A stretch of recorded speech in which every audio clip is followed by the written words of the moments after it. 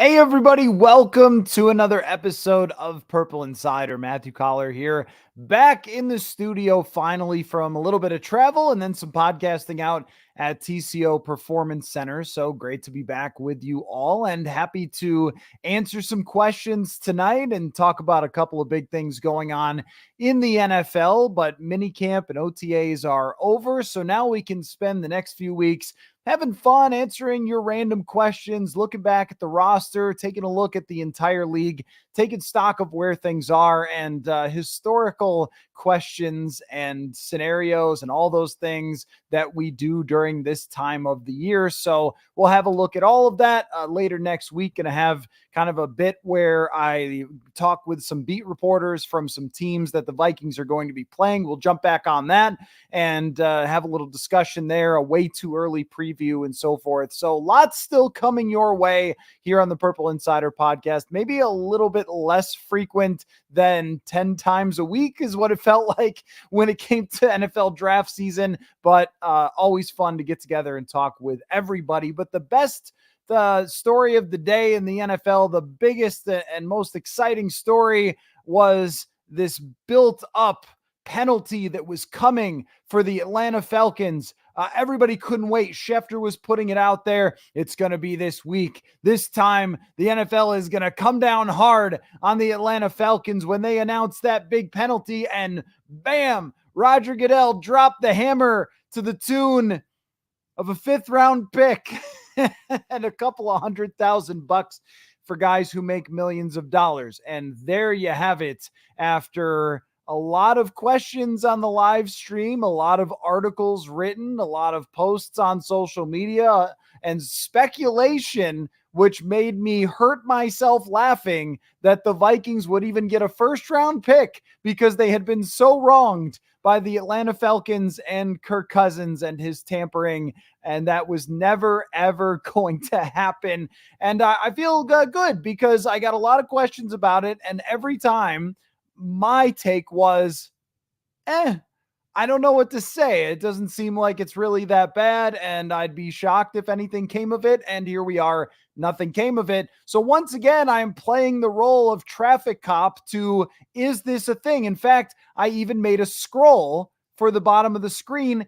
Is this a thing? So I'm going to use this in the future when there's internet rumors and stuff going on that people are asking about, because it has become my occupation recently, whether it's Justin Jefferson rumors or whatever other things that went on through the draft season and so forth. Is this a thing? And it wasn't. It wasn't a thing with the tampering. And I guess there's 2 ways to look at this. One of them would be that you could feel the Vikings were wronged, I suppose, but I would ask that you put yourself in the other shoes. So just for example, say that at the NFL Combine, and this wasn't exactly what they were accused of, but let's just say at the NFL Combine next year, the Vikings just so happen to bump into the representation of a very important defensive tackle, and they slide a note over to that defensive tackle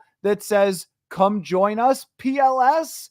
And that defensive tackle gives a little nod and a wink. Or the agent for the defensive tackle says, oh, yeah, sure. Well, I'll think about it. I'll definitely think about it. And then so they send another note over that says $24 million per year. And then there's a nod and a wink. Look, every team in the NFL has conversations with agents. Players have conversations with each other. Coaches know each other and know players, and they text them. And there's not a whole lot you can do about it. Kirk Cousins probably should not have mentioned in his press conference that Kyle Pitts had been recruiting him.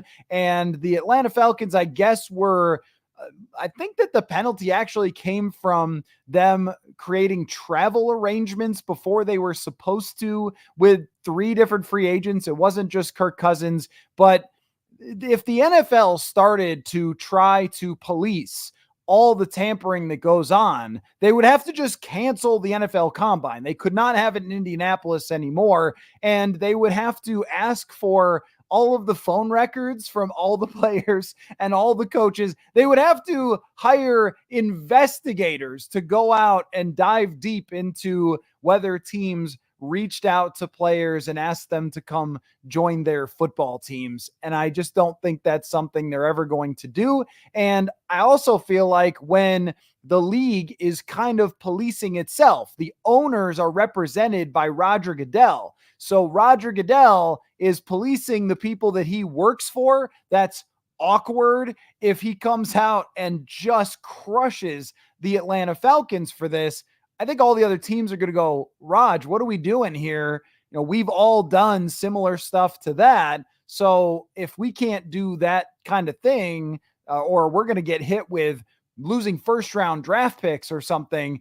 The reason that it happened with the Miami Dolphins, the example that was brought up a bunch of times during this whole conversation about Kirk Cousins and tampering, was because the owner of the Dolphins took Tom Brady out on his yacht and sold him on the idea of joining the Dolphins as an owner, then coming out of retirement. They had this whole thing worked out. It went so far beyond whispers at the combine or players trying to recruit each other. This is something that happens all the time, and I don't see any real downside to caring about or to allowing it to mostly happen. I mean, what is the upside rather in chasing around everybody? We have DMs, we have text messages, all these things. And if you were in the shoes of the Atlanta Falcons, if it was the Vikings doing this, you would be saying, no big deal. Doesn't matter that it happened. It's only because it happened to the Vikings.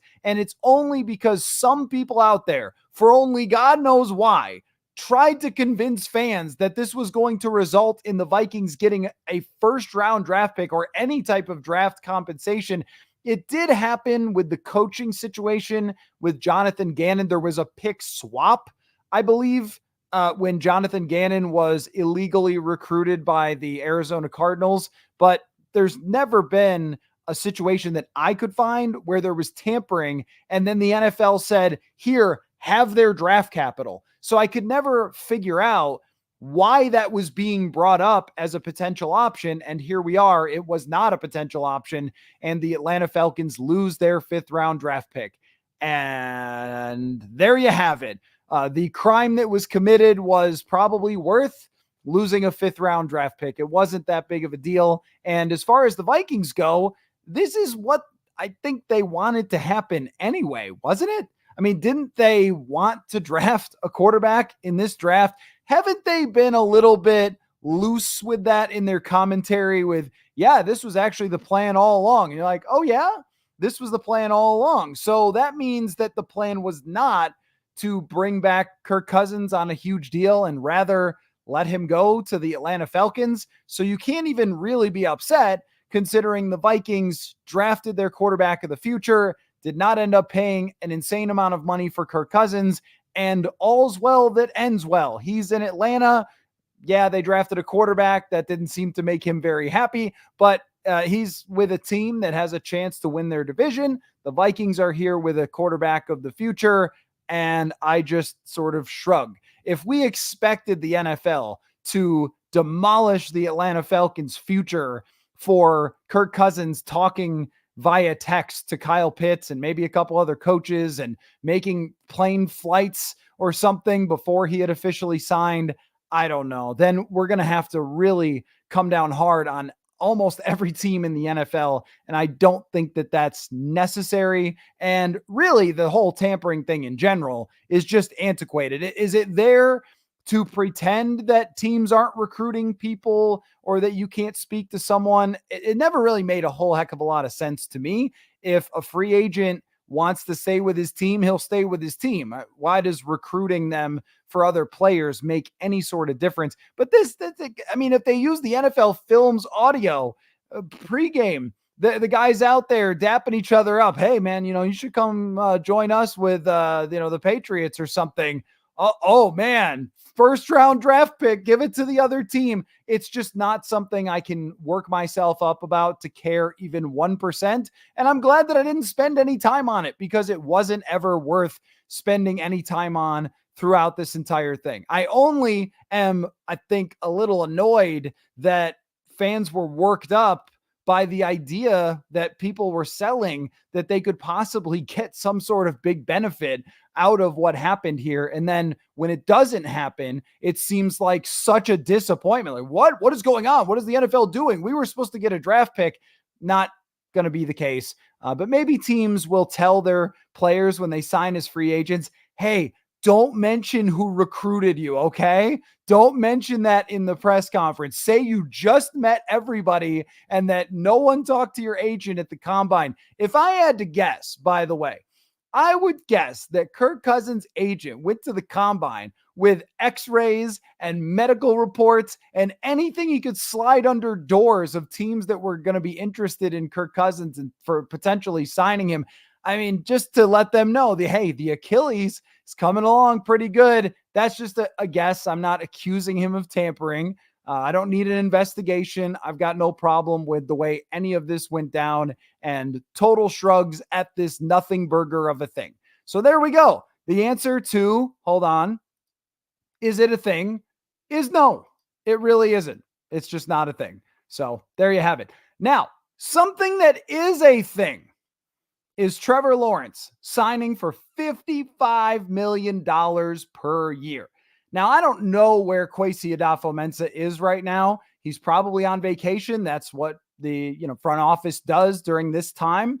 Go to Cabo or whatever other location you want to go to if you're the general manager of the Vikings. But wherever he was, when it popped up on his phone that Trevor Lawrence signed a $55 million contract, I suspect that Kwesi Adolfo-Mensah across his face looked like the Grinch when he does that big smile, because the gap between J.J. McCarthy's contract and even Sam Darnold, for that matter, for this year, but the gap between J.J. McCarthy's contract and that of a pretty good starter, which is Trevor Lawrence, not an elite starter so far in his career. He has something like a 56-39 interception to touchdown ratio. He's been pretty good. I think that his team has let him down in 2 out of the 3 seasons that he's played, but by no means has he been competing for MVPs, taking his team to the Super Bowl. He has not accomplished what someone like Joe Burrow has, and yet their contracts are fairly comparable in terms of the money. Meanwhile, J.J. McCarthy is going to have like a $5 million cap hit.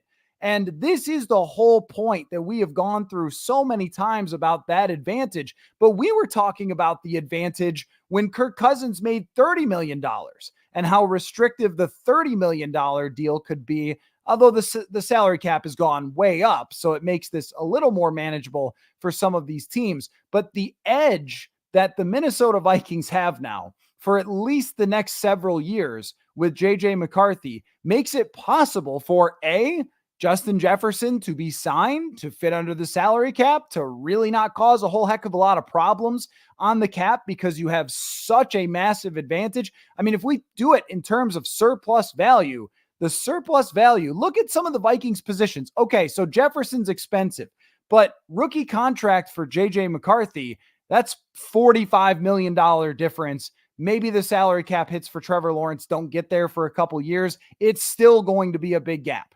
Then you have Jordan Addison. What is a good wide receiver? A wide receiver 2 who is very solid worth on the free agent market? $18 million, $15 million? Well, he's making a heck of a lot less than that as the 23rd overall pick.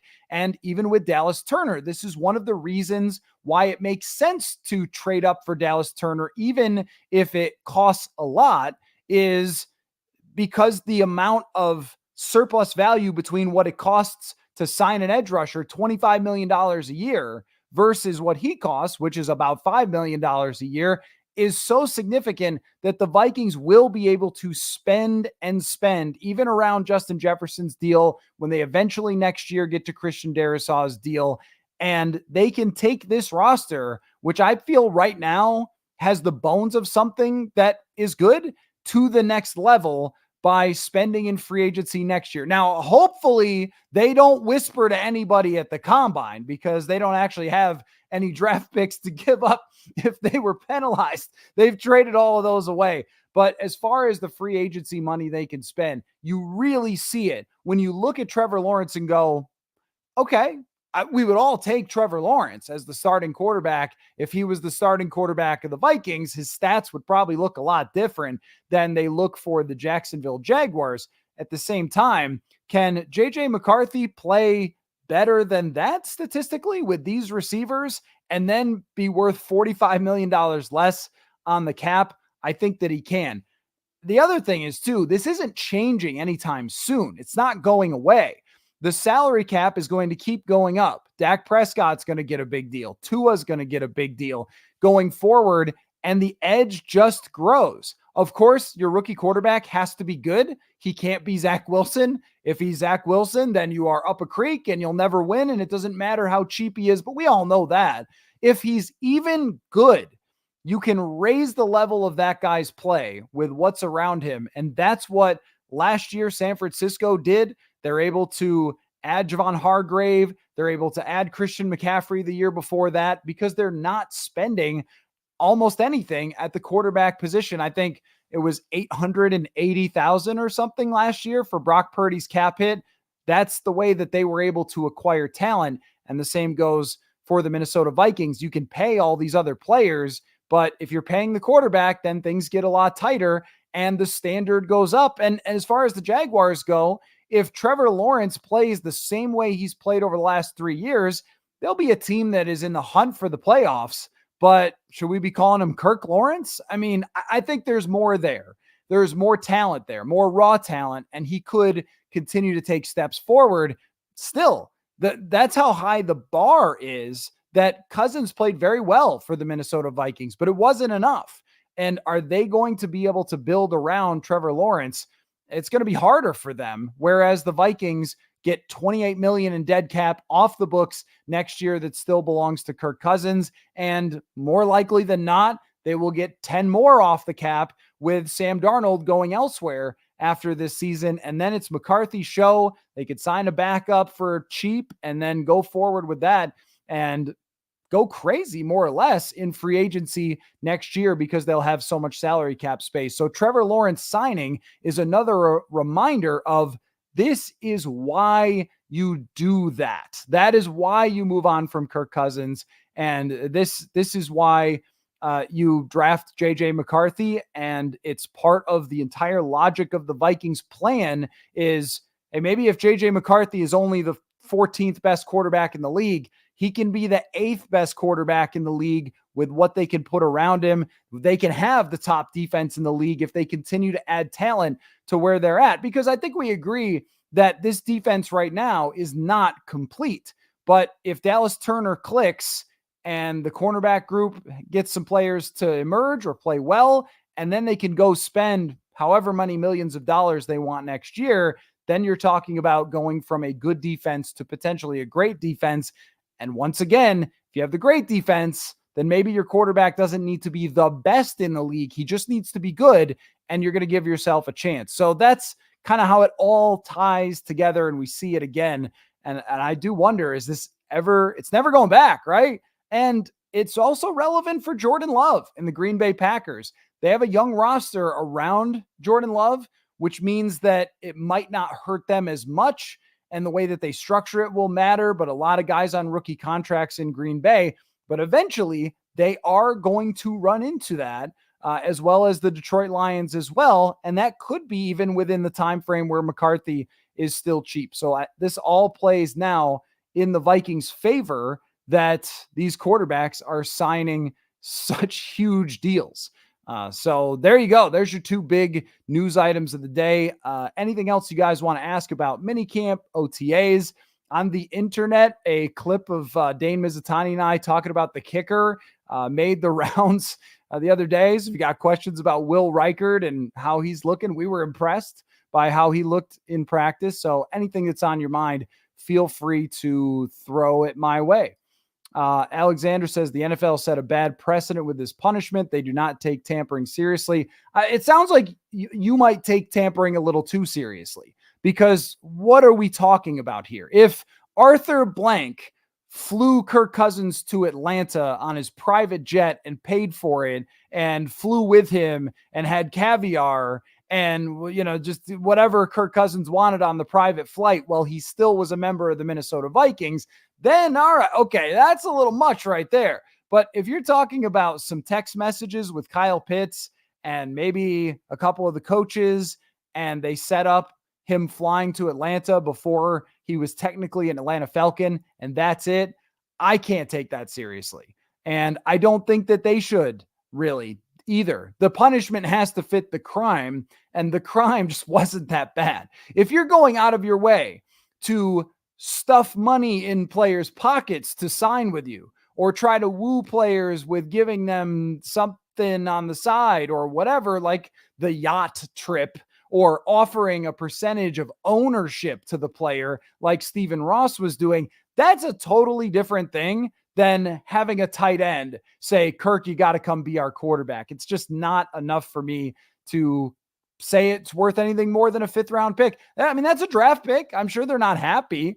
I'm sure their GM isn't happy to have given up hundreds of thousands of dollars. Kyle says the inconsistencies of tampering should be reviewed. Pick swaps occurred for the same reasons. Wasn't asking for a lot, but a late round pick would have been helpful to our current depleted capital. It all maybe depends on what exactly happened. As far as the pick swap, the only pick swap that I could find was that Arizona one, and it was in the same round. It wasn't even giving up. I believe it was the same round, or maybe 1 round difference.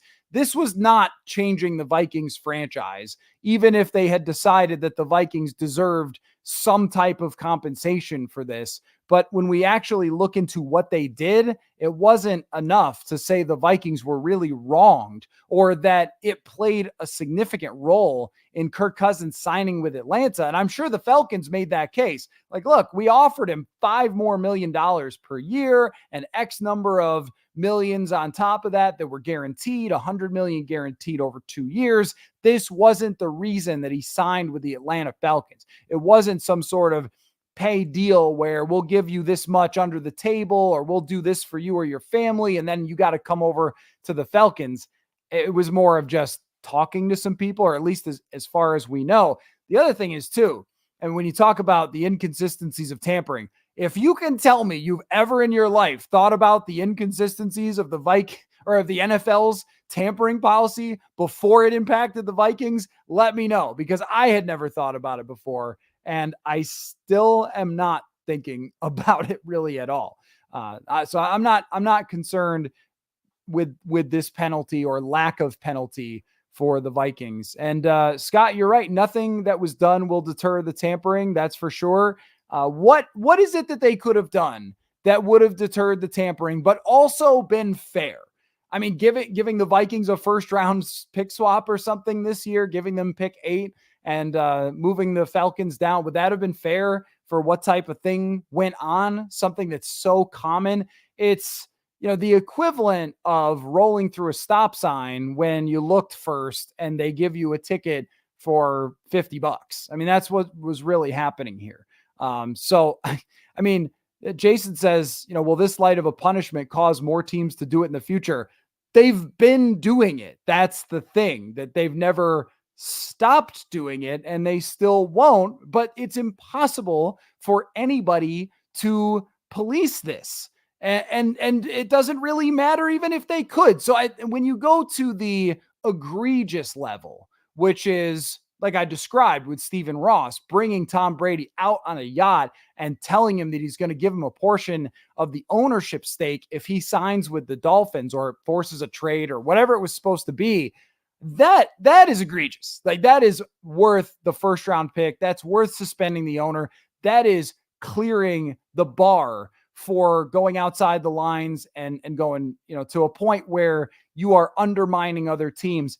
Players talking to players, or assistant coaches talking to a player, hey, you should come join us, or we'd be a good situation for you. That is, I mean, these guys run into each other. They vacation in the same places. They talk to each other. The agents bump into people. It's really just they had to do something because Cousins admitted it and they got caught doing it. But even with Philadelphia, they didn't do anything to Philadelphia for going after Saquon Barkley. It just would be a bleep show to be trying to chase down everybody who's doing something like this. And Stewart says just legalize tampering already. If this is the way it's going to be handled, who cares? That's essentially what they've done. It's kind of like how certain leagues quietly stopped suspending players for pot years ago. I think they really changed it recently, but they kind of just said, we're not going to do this anymore. We're just not going to suspend guys and we're just going to move on. There's a policy. We're not going to, I mean, this happens all the time with lots of stuff. Like there are policies, but are you really going to enforce it? And that's the way that they've approached this because you just can't track down every single person who has had a conversation with somebody else on the other team that they're going to sign with.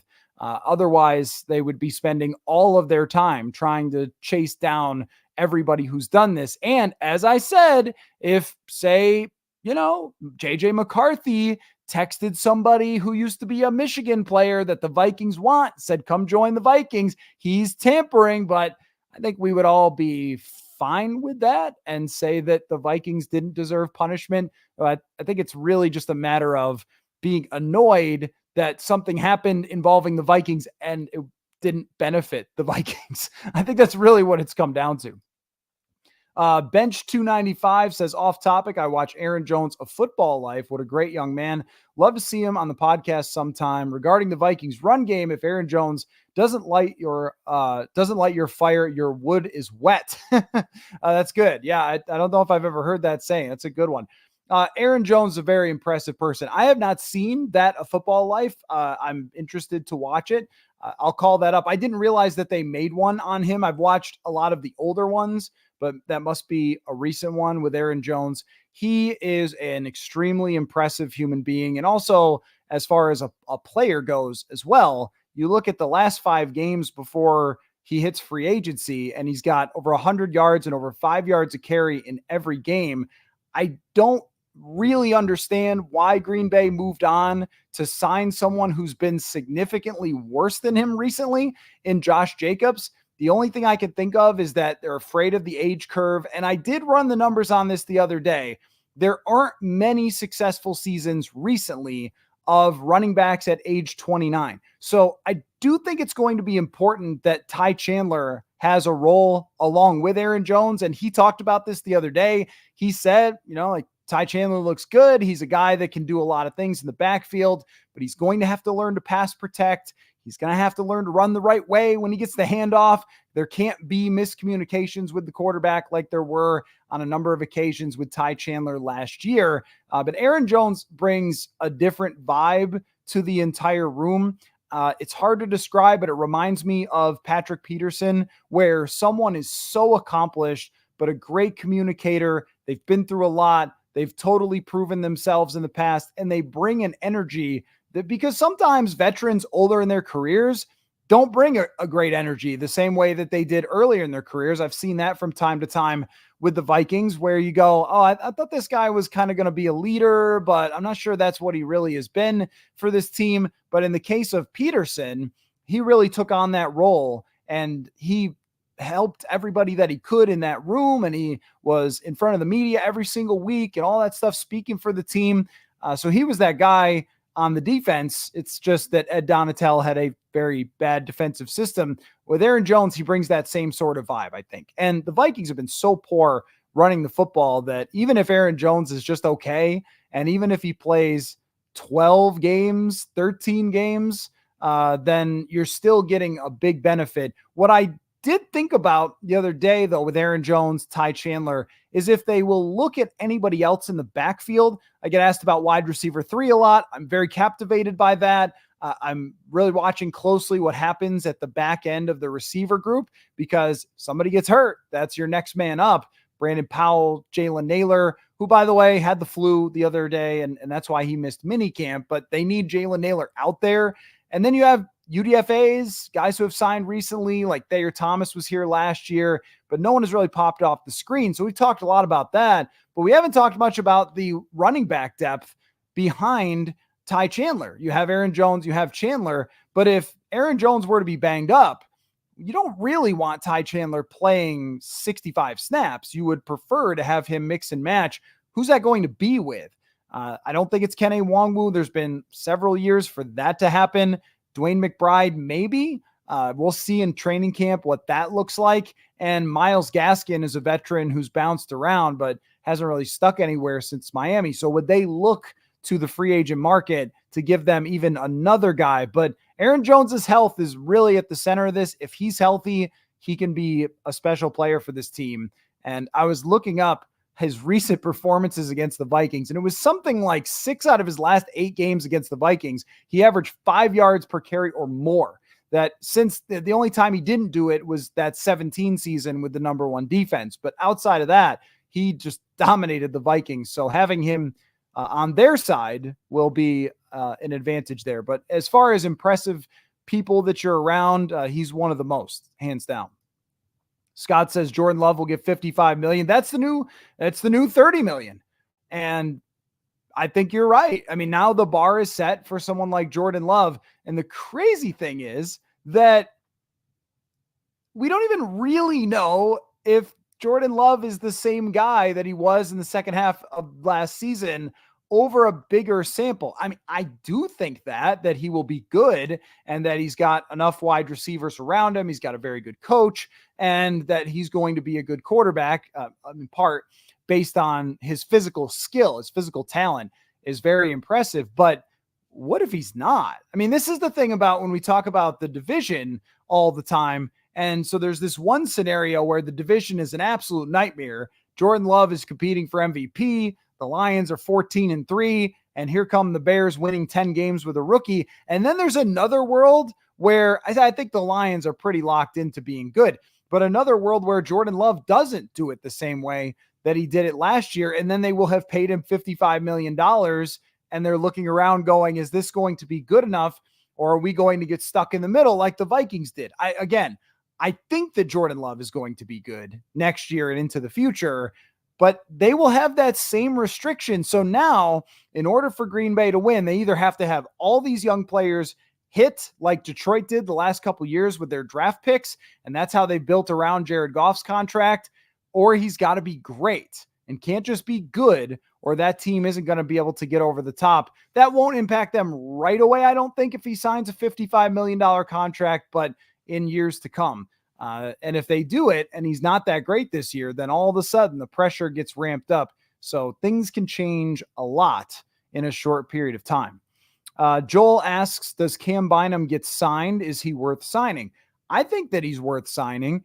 And when you look at the safety group, who the defensive coordinator is, he was really good last year, especially coming up to the line of scrimmage, making plays in the run game as an aggressive tackler. That was something that Ed Donatel basically never asked him to do. And then he did at an extremely high level last year. I think he can make enough plays on the ball, highly intelligent guy, good fit in the locker room. I mean, everything to me says that they should sign him, and safety prices are not that high, but you can let it play out for another year with someone like Cam Bynum. There's players that, like Justin Jefferson, you don't want to go into the year with that player as a free agent and then risk losing them. And then there's a guy like Bynum, Harrison Phillips, where you go, well, let's see how it plays out. And if we're really happy with his performance, then we'll sign him to another contract next year. But they have Josh Metellus sign, a very smart move by the Vikings last year, signing Josh Metellus before the season.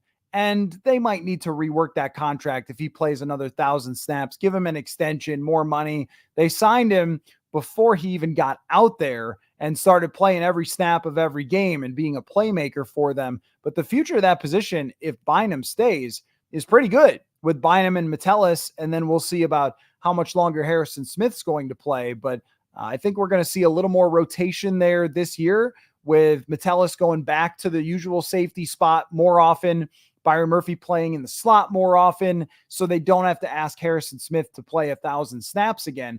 But as far as Bynum, he's been a great fit. He's been a hit of a draft pick, which they didn't have many of under Spielman for the defensive side. So, I think that he's been one of those guys that's developed very nicely, and you have to have on a team if you're going to win, like those guys that you draft and develop, though they don't have any more draft picks. So they kept their first, but they don't have many more than that.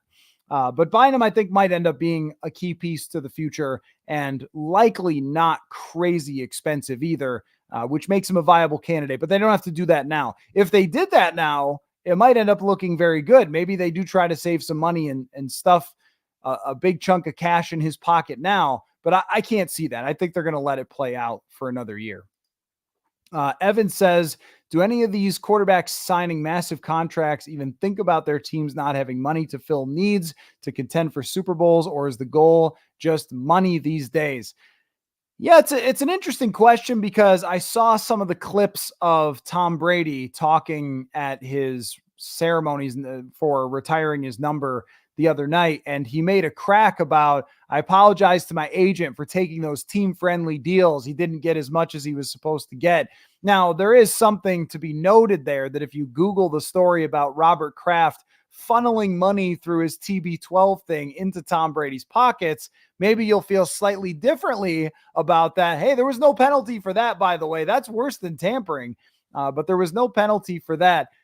Brady still remains the only guy other than, well, you could say it for Mahomes. There was a story about Mahomes wanting to structure his contract so they could keep Chris Jones. They couldn't keep Tyreek Hill, and, they were able to overcome that with Super Bowls because Mahomes. But the way that he structured it, that, what was it? Was it 10 years, 500 million? It was something crazy. It was like really long, and it was 500 million on paper, but he gave them lots of opportunities to restructure. So that does happen. And he was following along in a way with the same thing that Tom Brady did, making a flexible contract to be able to work around it. But I also think that when it comes to these quarterbacks, I mean, you make a fair point that, like, hey, if you're making 55 million, where are the other parts supposed to fit here? You can't hide that. We talked about Justin Jefferson's structure or TJ Hawkinson's structure,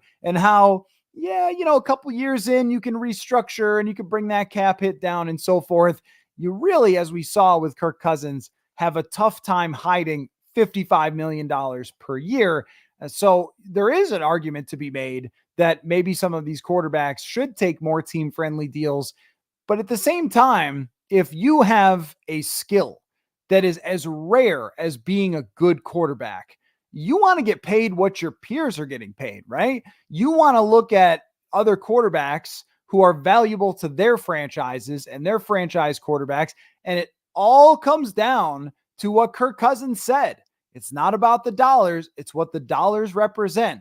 The dollars represent to Trevor Lawrence, you are our guy for the future. You are our franchise quarterback. There's nobody else. We're not drafting anybody. We're not trying to replace you. You're the man, and we'll deal with the fact that your contract is a little higher than it needs to be based on your performance, just so you know that you're our guy. Is that the right way to do it? Is it the most efficient way to do it? I don't know, but it seems to work that way with this position specifically, where almost every other position is, and I guess it goes to the rarity of it, but every other position is like Nick Bosa's at the top, TJ Watt's right below him, and Myles Garrett, guys that are almost as good as him, but not quite. And then down from there is the good players, Rashawn Gary, Danielle Hunter. They're a little bit below those guys, so they get a little less. And it works that way for every position. But there's also, I don't know, a dozen really great edge rushers or more elite edge rushers. Maybe there's 18 of them in the league that could get you 12 sacks every year. And with quarterbacks, how many are there in the world? And how good are you without them? Because we saw that last year with the Vikings, and that was Kirk Cousins' argument. The world's going to need quarterbacks. How good are you without them? And that's for Trevor Lawrence. How good are you without me if I'm Trevor Lawrence? And I really do believe that Trevor Lawrence is a good quarterback. I do. I think that Trevor Lawrence needs some help. Last year, they dropped a good amount of passes. Probably could have had 5, 6, 7 more touchdowns. He got banged up. If you remember, he was playing well, got injured. Things kind of came apart after that. I think it was a national TV game where CJ Beathard had to come in. It was last year, right? So he's playing well. And I think that fully healthy with a good team with Doug Peterson, the Jaguars can be in the mix. But are they not kind of Vikings-like from the last few years? Where is anybody putting them at the top of the heap? But what are they supposed to do? I mean, if they drafted Trevor Lawrence number 1, he's the chosen one. He's played well enough to get them to the playoffs and win games over the last 2 seasons. You are rocking a hard place there. You move on from him and you draft a bad quarterback or can't replace him, then you look like the biggest joke, especially if he goes somewhere else. Although we have seen teams like the Vikings with Cousins and even Matthew Stafford deal in their timelines and move on from quarterbacks who are proven because they are expensive. And maybe that's Trevor Lawrence at some point. What about Bob says, ask JJ McCarthy what AI speech writing app he's using to answer press questions. Dude is too smooth at the podium.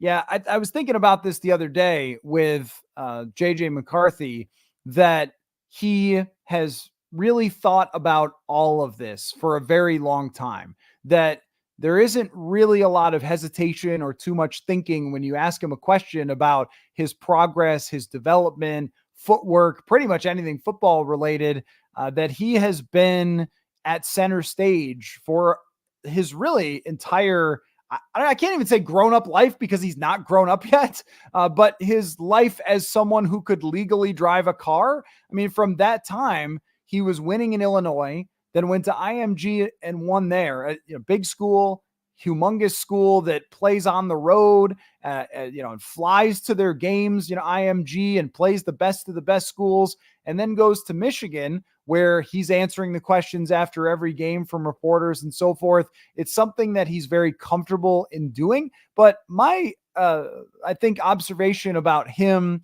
from the other day when we spoke with him is how he's honest with himself about where he is and what he needs to do. And delusion is not a good thing when you're trying to develop. They don't go well together. If a player comes in, it's always a red flag for me if a player comes in and says, that's fine, I did this in college. No, you didn't. No, you didn't. That there's been, on the women's basketball side, maybe some people shocked by a certain player who's very popular struggling at the WNBA level, because all college to pro, no matter what sport it is, it's way more complicated. It's way more challenging. And JJ McCarthy understands that and has not been saying, oh, I got this, guys, I'm good. He acknowledged some of my days have been better than others. And you can't correct things unless you admit them. Like, you can't lower your pulse if you don't do the blood pressure thing and see what your heart rate is and realize that you need to jog more or something. You just acknowledging the problem is the first way to fix it. So if he says, I've got to get way better with my footwork, so I'm going to come to the facility every day while nobody is here, and I'm going to throw it an empty net because I'm going to be ready when we get to training camp. And that is a very, very mature approach for somebody that is not legally very old. And I saw somebody talking about today about how Trey Lance is younger than Bo Nix or something.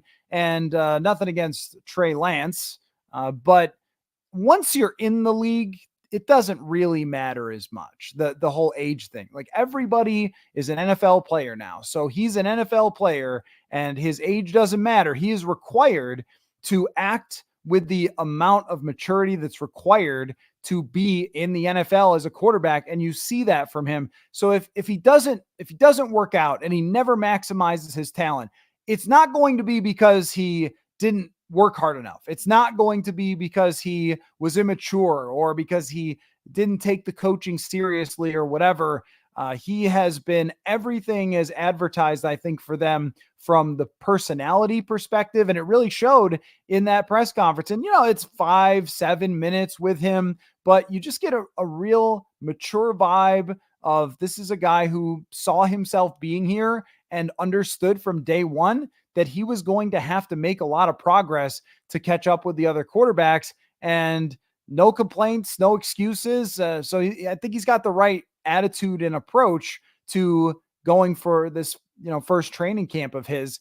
It seems like his main focus is entirely on just learning the offense, and that's what you can ask for right now. We'll see how it goes in training camp, but he's as impressive of a 21-year-old you're ever going to run into in your life.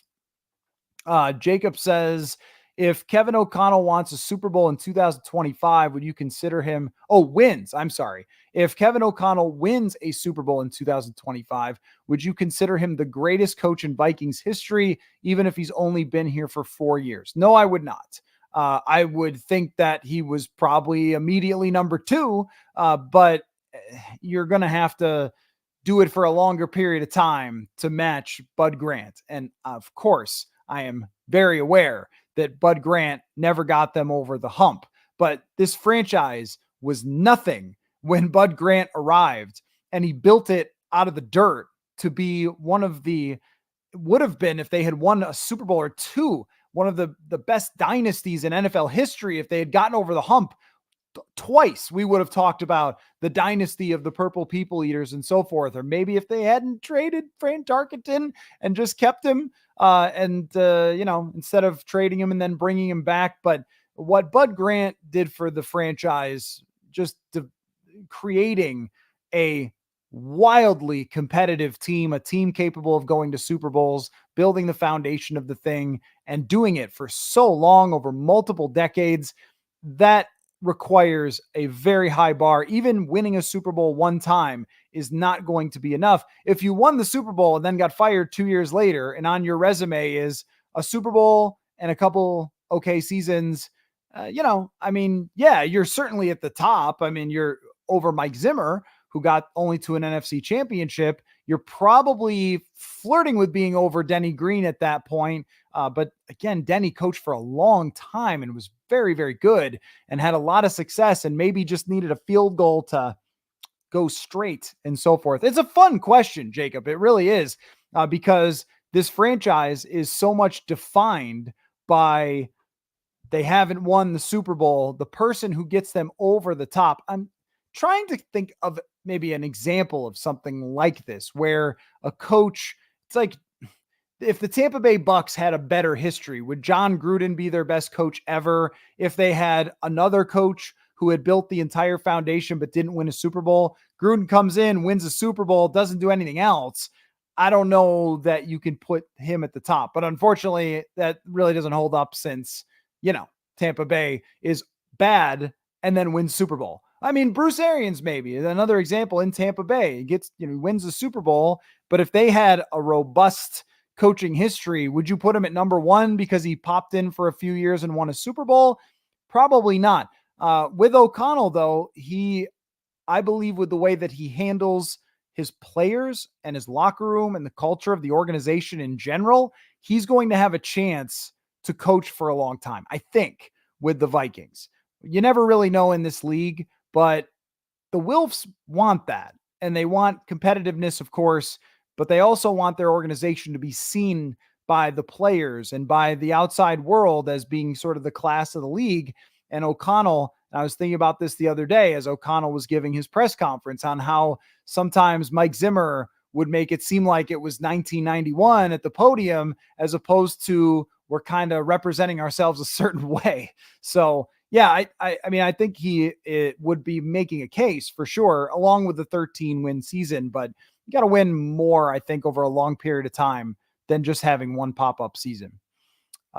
Enigma 1 says McCarthy will be a future senator in Minnesota after bringing the franchise multiple Super Bowl championships. Well, it's a high bar that you got there. I mean, Alan Page, though, Justice Alan Page. So, things like that do happen, I suppose. Multiple Super Bowls. Maybe we could just start with him winning the job in training camp and then go from there.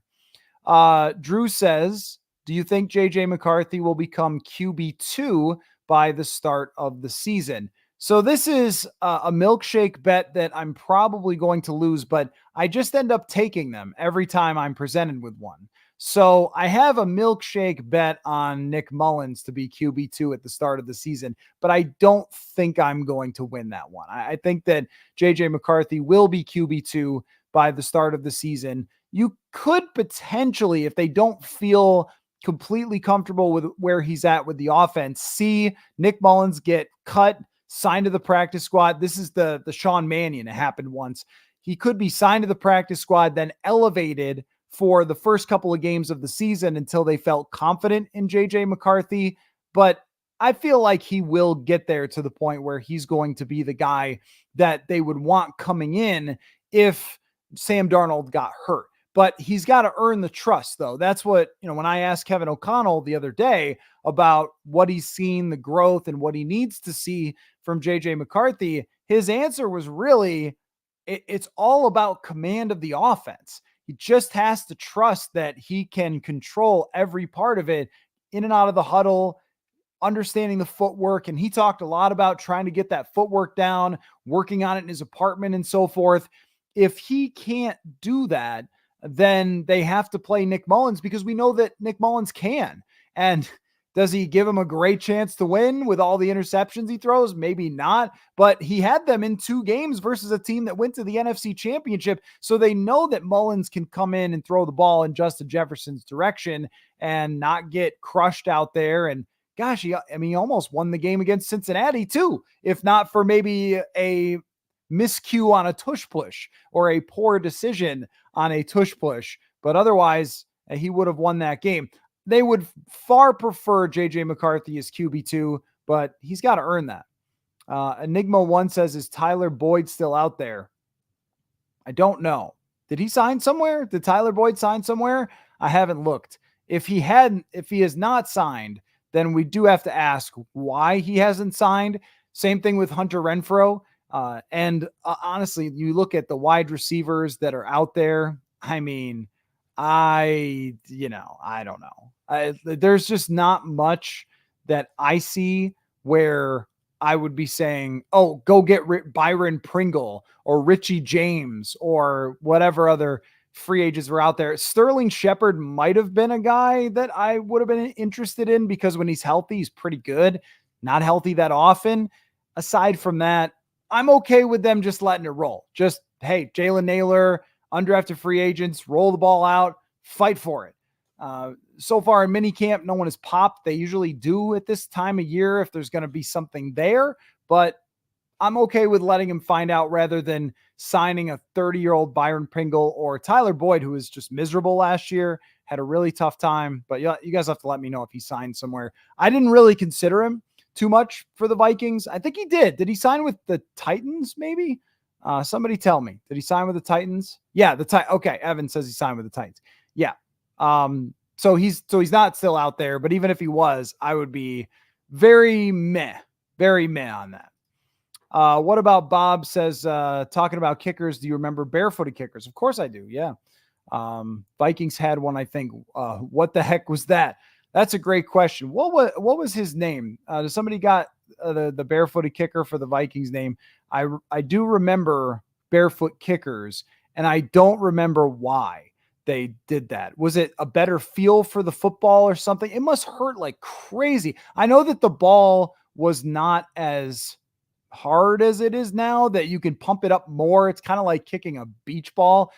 Every once in a while, the ball will bounce over toward us or something, and you see the kicking balls, you know them right away because they're a little more bulbous than the footballs that the quarterbacks are using and deflating in the case of Tom Brady. But I don't know what the explanation was for barefoot kickers. I wish it would come back for somebody to do that. But the Vikings had one back in the day. Weird stuff. How could you ever get enough power on it to kick 50, 55? I guess back in the day, they didn't do that very often. So it was a lot of chip shots, and maybe you just like the sting of the ball on your foot. I have no idea. I'm going to hit a golf ball with my face. Like, well, it doesn't even make any sense. Anyway, Juan says, anything on Lewis Cine, or is he likely going to be cut? This is another one that when I fill out the 53-man roster, I have a tough time finding a spot for him. There will be injuries, of course, that put people on injured reserve, and maybe that opens up something. But they like the heck out of Theo Jackson. So then you look at that room and you go, all right, Harrison Smith, Josh Metellus, Cam Bynum, Theo Jackson. There's a lot of bodies there in that room. Are they really going to need Lewis Cine? They could give him one more year. It's not very advantageous to the salary cap. It's a salary cap hit for them. And the size of the practice squad has changed the game a little bit for teams where you can stuff guys on the practice squad, lots of them. And so you don't worry as much about them being poached, I think, as maybe you did before. You don't see that very often anyway, that undrafted free agent or something gets cut and someone else picks them up. But there are a couple of positions where if somebody like Levi Drake Rodriguez, for example, has a good training camp and you want to keep him on the 53-man roster because maybe you are afraid that someone would pick up a late round draft pick, Lewis Cine could be the guy on the chopping block. He has not been playing with the starters. There's no sign of anything being different at all when it comes to that.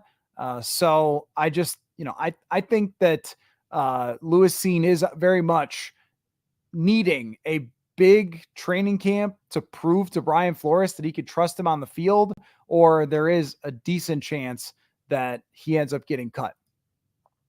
Bench 295 says, I enjoyed your comparison of the reaction to Will Reichard and Delvin Cook's arrival.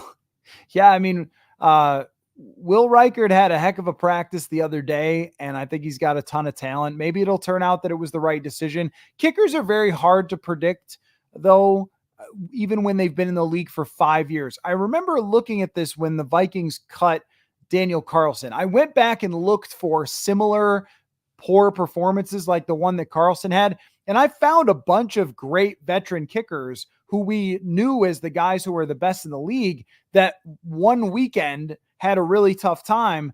And what they did with Daniel Carlson, though, in my opinion, was about the pressure to win in 2018 more than it was about Daniel Carlson. And he has since proven to be one of the best kickers in the league. But Reichard is drafted for a reason. He scored all those points at Alabama for a reason. And he's got a chance to be an improvement at the kicking position from Greg Joseph. You'd still probably not draft a kicker to be the most efficient ever, but we are talking about a 6th round draft pick here. So you're looking at what, like development offensive lineman or something. Instead, maybe he turns out to be the guy.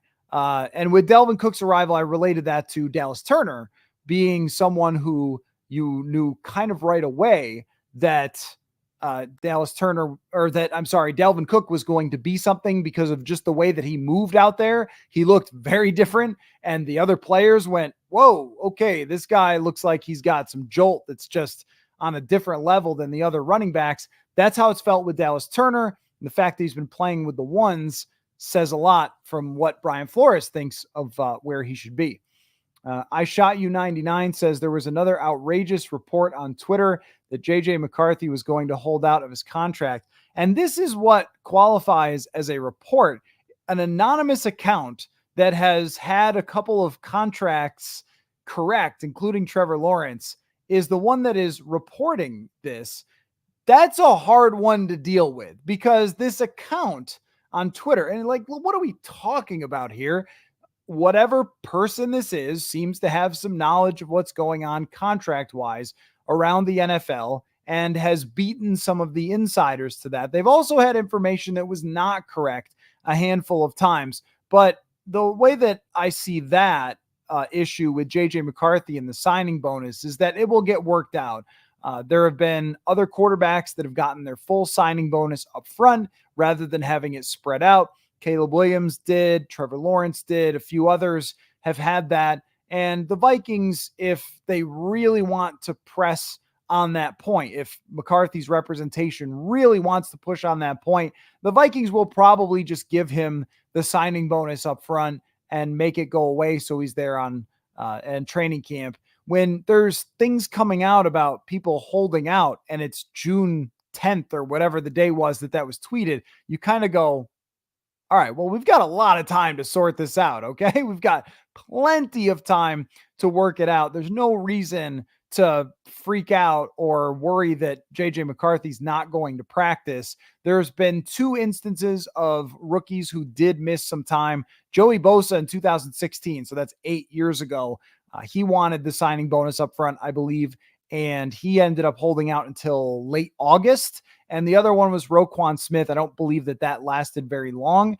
My expectation is that they get it dealt with and he's ready to go day 1 of training camp. I'd be surprised if we're talking about anything contract-wise, not to disparage the random Twitter account that said that. But it would make my life easier if we knew who these people were sometimes that were tweeting some of these things out or taking snippets or portions of stories and framing them a certain way when there's no context. That does make life more difficult for fans to figure out what's real and what's not. But that's why you're here. So I can sort out, hold on, wait for it. Is this a thing? Oh, that's very appropriate for this. Is this a thing? I'll go with not yet with JJ McCarthy. Is it a thing? Not yet. Could it be a thing? I suppose. It's not that it's never happened before. It could be, but it's not as of right now. That's what I'll go with for is it a thing? What about Bob says, is Jaren Hall even a practice squad guy or just a camp arm at this point? Probably practice squad. You'd rather have 4 quarterbacks. I mean, they played 4 quarterbacks last year. I don't see them wanting to go out into the trade market again if they end up with multiple quarterback injuries and bringing in someone like Josh Dobbs, like they had to last year. Jaren Hall knows the system. He's been here. He's somebody that they like from a character perspective, and they really wanted to develop, and they didn't want to play him last year. But yeah, I mean, camp arm / practice squad. If Jaren Hall's playing, something went extremely wrong. Welcome to the life of drafting quarterbacks in the 5th round when it's not Brady or Brock Purdy or something like that. So, that's a situation where he was likely never, based on his talent, going to have a chance to be much more than a backup. But the idea is, if he ends up being McCarthy's backup for next year, if they're happy with how he develops throughout this year and what they see in camp, then you could have a very cheap backup. And then your quarterback room is making $5 million, while other quarterback rooms are making $50 million. And that would be pretty good. That would be pretty good. So Matt says, do you think Mullins could be traded for a late round pick or just roll with JJ as the backup? Might need space for all the tight ends. I'd prefer Nick Mullins be here.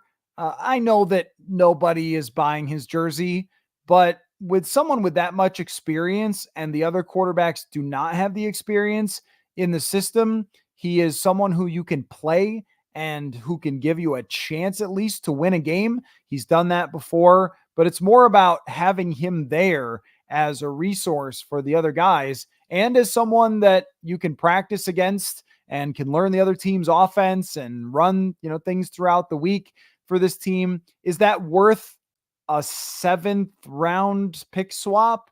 I mean, after he played last year, what could you possibly get for Nick Mullins in the trade market? I just don't really care about swapping 7th round picks or something. I would prefer them just to have the veteran quarterback. And if he needs to play, then he needs to play. Anthony says, if the top 21 quarterbacks contracts extensions were all actually in effect this year, the annual value would be $830 million. That sounds like some math you did. But the Vikings are not part of that now these days. Just Kirk Cousins is in Atlanta and now Trevor Lawrence as well. But that's a lot. That's a lot, man.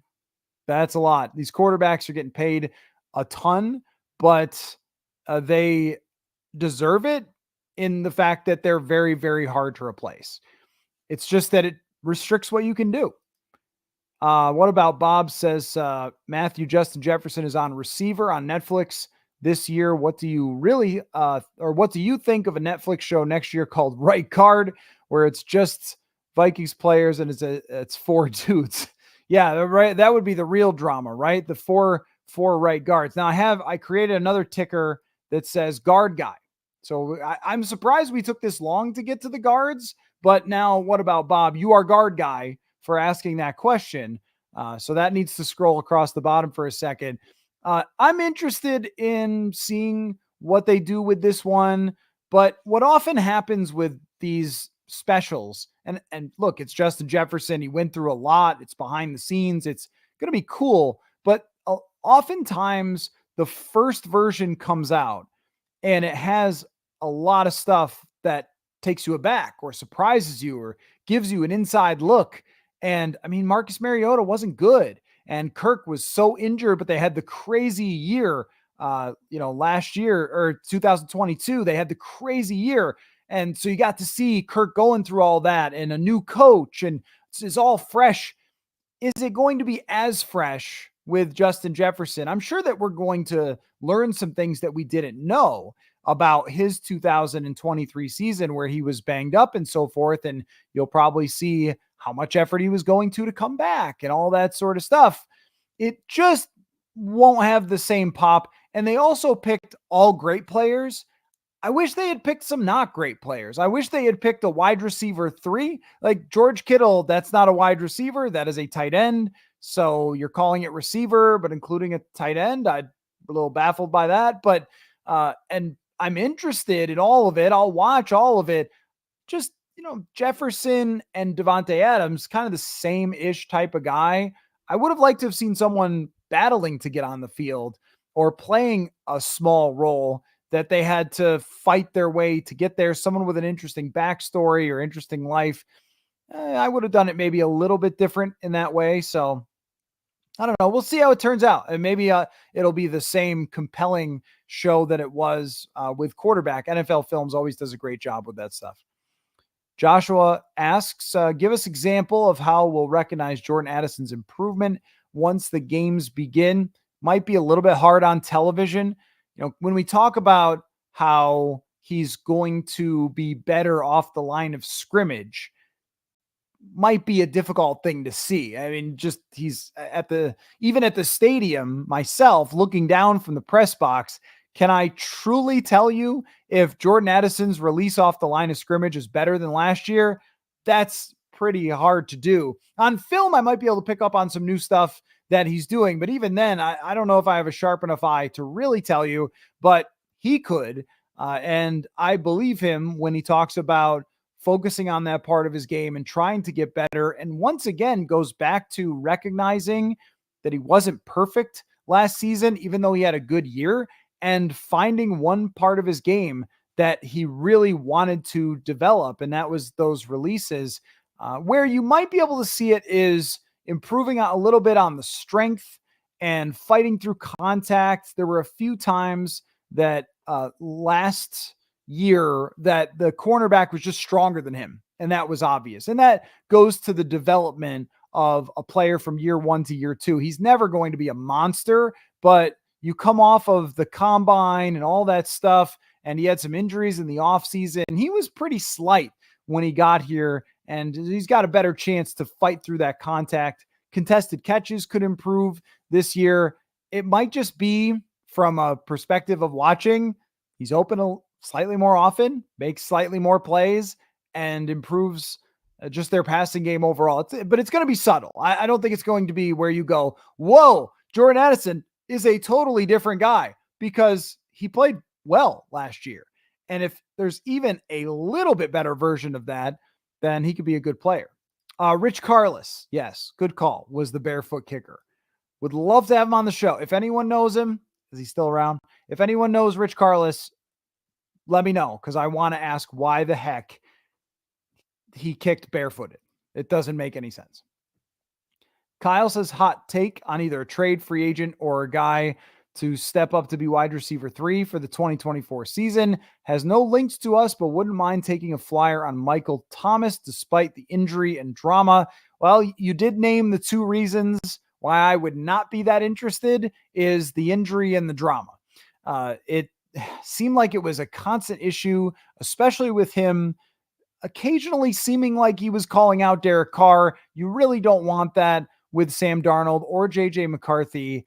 And not only that, when is the last time Michael Thomas played an entire season? Too broken for me. I'm not even sure if he wants to play anymore. Very good wide receiver when he was at his best, but not a guy that I need coming in. Because, so we talk about Aaron Jones and how he's got this celebrity star element to him, and he's not personality wise like Michael Thomas. But if you come into a locker room with that, with like, I'm a superstar, I belong up at the top of the heap, but you don't perform like that, it's very uncomfortable in a locker room. And sometimes there are former star players that are willing, under the right circumstances, to take more of a back seat. Is Michael Thomas that type of guy? Is he going to say, hey, I'm totally cool with taking a back seat to Jefferson, Addison, and so forth? I mean, I don't know about that. I don't know if he's that type of guy. Matt says, do you think the Vikings would be a prime candidate to be on Hard Knocks next offseason? Seems like it could have some really interesting storylines with JJ taking over and the team on the rise. Possibly. They seem to have been able to dodge that. Here's why I think that they will not get pegged for that, is that they've done the quarterback thing and they've done the receiver thing. They've done those NFL films stuff. And I just think that them asking the Vikings to go on Hard Knocks after also having them on quarterback and wide receiver, the shows on Netflix, that's going to be too much. And the Vikings would have a good argument to say, hey, what are we on these shows every single year? Like those strain an organization a bit at times. I mean, because there's a lot that they need to get the information and film and all the stuff that takes a lot of manpower to set all that up. Do they really want to go through it again? I mean, I know they don't have a choice, but they might have a good case to not have to do that. What about Bob says, what number of sacks do you think Dallas Turner has this year? I'm saying over under 7.5.